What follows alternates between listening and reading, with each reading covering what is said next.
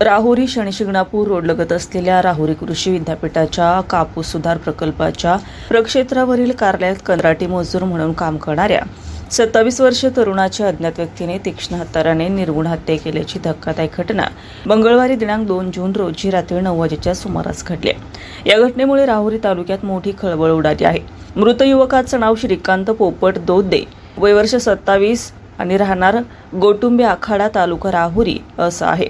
श्रीकांत दोंदे हा कापूस सुधार प्रकल्पाच्या प्रक्षेत्रावरील कार्यालयात ठेकेदाराकडे कंत्राटी मजूर सायंकाळी 5 ते 1 या वेळेत कार्यरत होता.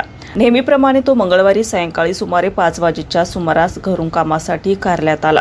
दरम्यान त्याच ठिकाणी कार्यरत असलेले दुसरे कंत्राटी मजूर बंडू बर्डे हे रात्री सुमारे 9:30 वाजेच्या सुमारास ड्युटीवर आले असता त्यावेळी श्रीकांत दोंदे हा नेहमीच्या ठिकाणी त्याचे अंथरूण असलेल्या ठिकाणी दिसून न आल्याने त्यांनी परिसरात बॅटरीच्या प्रकाशात शोध घेतला असता यावेळी कार्यालयाच्या पाठीमागील बाजूस श्रीकांत दोंदे हा रक्ताच्या थारोळ्यात पडलेल्या अवस्थेत आढळून आला. घटनेची माहिती तात्काळ विद्यापीठाचे सुरक्षा अधिकारी गोरक्षनाथ शेटे यांना देण्यात आली. त्यानंतर राहुरी पोलिसांना कळवण्यात आलं. घटनेची माहिती मिळताच श्रीरामपूरचे उपविभागीय अधिकारी जयदत्त भवर, राहुरी पोलीस ठाण्याचे पोलीस निरीक्षक संजय ठेंगे, स्थानिक गुन्हे शाखेचे पोलीस निरीक्षक किरणकुमार कबाडी, पोलीस उपनिरीक्षक लवांडे, सहाय्यक पोलीस उपनिरीक्षक तुलसीदास गीते, पोलीस हवालदार अर्जुन दारकुंडे, सूरज गायकवाड, प्रमोद हाकणे यांच्यासह श्वान पथक आणि फॉरेन्सिक पथक घटनास्थळी दाखल झाले.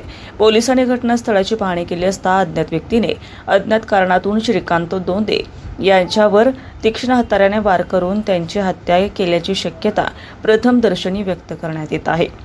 हत्येमागील नेमकं कारण अद्याप स्पष्ट झालं नसून पोलिसांकडून तांत्रिक पुरावे, परिसरातील हालचाली तसेच इतर विविध अंगांनी तपास सुरू आहे. मृत श्रीकांत दोंदे यांच्या पाश्चात आई, वडील, भाऊ, बहीण असा परिवार आहे. या घटनेमुळे गोटुंबे आखाडा आणि राहुरी कृषी विद्यापीठ कर्मचाऱ्यांमध्ये खळबळ उडाली आहे. या प्रकरणी राहुरी पोलीस अज्ञात हल्लेखोरांचा शोध घेत असून पुढील तपास सुरू आहे.